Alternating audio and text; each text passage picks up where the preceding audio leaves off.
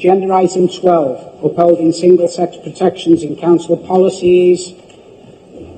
Okay, Councillor Mandy, Clare, you have 2 minutes. Good evening, members.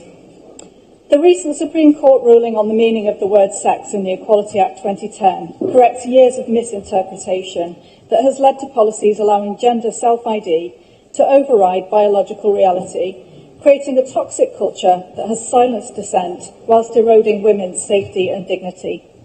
It is now your duty to ignore bad advice and act swiftly to reverse any council policies that breach this legal standard. Delay is not an option, and excuses are unacceptable. Across the UK, single-sex spaces like domestic abuse shelters have admitted men on an unlawful basis, leaving vulnerable women feeling terrified and facing avoidable increased risk of harm, re-traumatising them when they are already at their lowest ebb in life.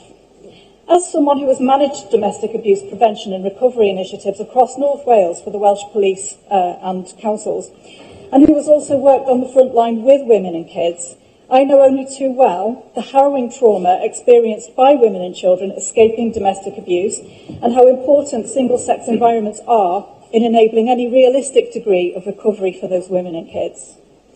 Girls, including within Cheshire West and Chester schools, have lost the privacy and safety of their changing rooms and toilets.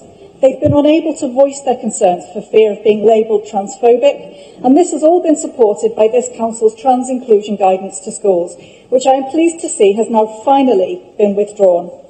Though the shameful No Outsiders programme that we still subscribe to this day has head teachers proudly declaring that all their toilets are unisex and their school does not recognise boys and girls, and this now has to change within Cheshire West and Chester.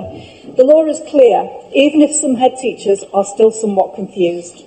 Members, I thank you in advance for your commitment to doing what is lawful, obvious and right, and I ask you to vote in favour of debating this motion tonight. Thank you.